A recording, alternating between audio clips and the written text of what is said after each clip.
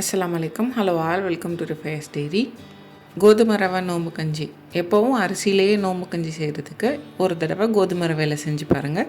டிஃப்ரெண்ட்டாக டேஸ்ட்டாக இருக்கும். இந்த நோம்பு கஞ்சி செய்கிறதுக்கு 1 இன்ச்சில் 1 பீஸ் பட்டை, 2 கிராம்பு, 2 ஏலக்காய், 4லேருந்து 6 பல்லு பூண்டு. நான் எடுத்திருக்க பூண்டு கொஞ்சம் பெருசாக இருக்கிறதுனால 4 எடுத்திருக்கேன். ஒரு மீடியம் சைஸ் வெங்காயத்தில் பாதி வெங்காயம் இந்த மாதிரி சின்ன சின்னதாக கட் பண்ணியிருக்கேன். ஒரு சின்ன தக்காளியில் பாதி தக்காளி குட்டி குட்டியாக கட் பண்ணி வச்சுருக்கேன். கொஞ்சமாக கருவேப்பிலை, கொத்தமல்லி, ஒரே ஒரு பே லீஃப். இது கூடவே ஒரு பச்சை மிளகாய் எடுத்திருக்கேன். நான் எடுத்திருக்க பச்சை மிளகாய் பெருசுனால நான் 1 எடுத்திருக்கேன். நீங்கள் எடுக்கும்போது 2 எடுத்துக்கோங்க.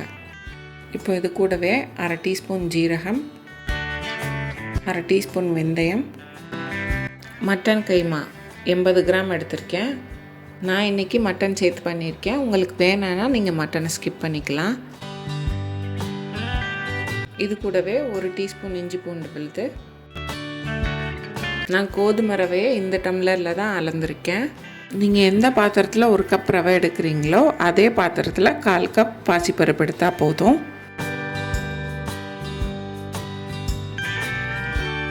நான் இப்போ அதே கிளாஸில் 1/4 கிளாஸ் பாசிப்பருப்பு எடுத்திருக்கேன். இந்த பாசிப்பருப்பை நல்லா கழுவி எடுத்து வச்சுக்கணும். 1/4 கப்பில் இருந்து 1/2 கப் தேங்காய் பால், நல்லா கெட்டியான பாலை எடுத்து வச்சுக்கோங்க.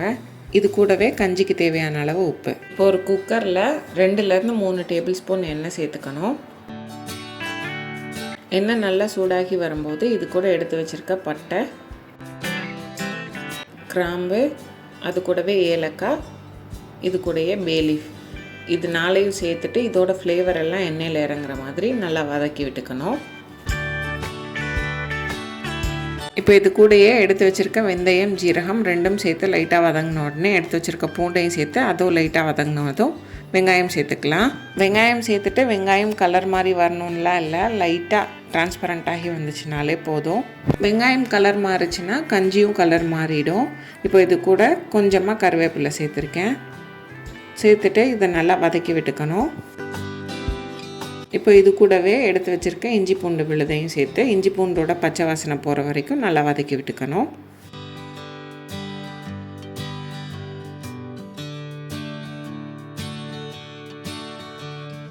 இப்போ இது கூட ஒரு பச்சை மிளகாய் சேர்த்துக்கலாம்.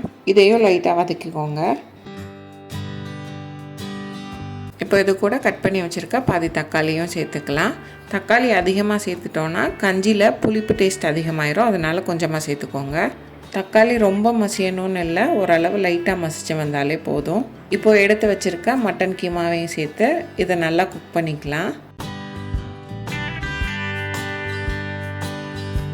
மட்டன் சேர்த்துட்டு ஒரு 5 நிமிஷம் வதக்கணுன்னாலே மட்டன் கலர் மாதிரி வரும்.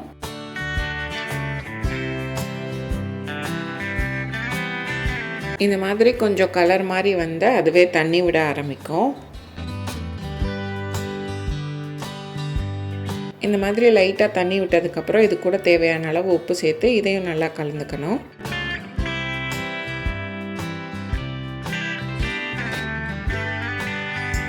இப்போ நம்ம எடுத்து வச்சுருக்க கோதுமை ரவையும் இது கூட சேர்த்து நல்லா கலந்துக்கணும்.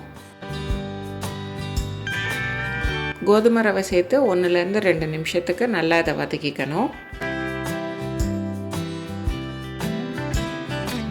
இது இந்த மாதிரி கொஞ்சம் ட்ரை ஆகி வந்ததுக்கப்புறம் இது கூட எடுத்து வச்சுருக்க பாசிப்பருப்பையும் சேர்த்து இதையும் ஒரு தடவை நல்லா கலந்து விட்டுக்கணும்.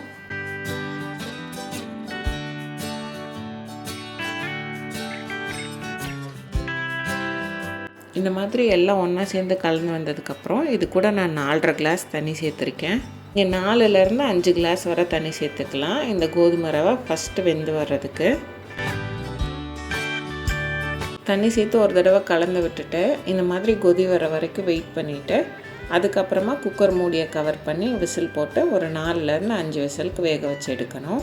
ஒவ்வொருத்தவங்களோட குக்கருக்கும் விசில் மாறி வரும். உங்கள் குக்கருக்கு எவ்வளோ நேரம் எடுக்குமோ அவ்வளோ நேரம் வச்சுக்கோங்க. இப்போ இது நல்லா வெந்ததுக்கப்புறம் இதில் உள்ள ப்ரெஷர் எல்லாம் ரிலீஸ் ஆனதுக்கப்புறம் இதை ஓப்பன் பண்ணி பார்த்தோன்னா இந்த மாதிரி தான் இருக்கும். ஒரு கரண்டி வச்சு இதை நல்லா கலந்து விட்டுக்கணும்.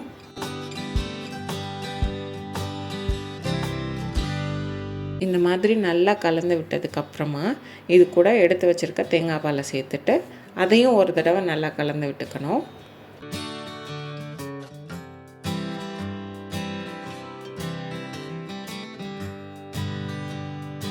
சேர்த்துருக்க தேங்காய் பால் எல்லாம் இந்த கஞ்சி கூட நல்லா மிக்ஸ் ஆகி வந்ததுக்கப்புறம் இப்போ நான் 4 கிளாஸ் தண்ணி சேர்த்துருக்கேன்.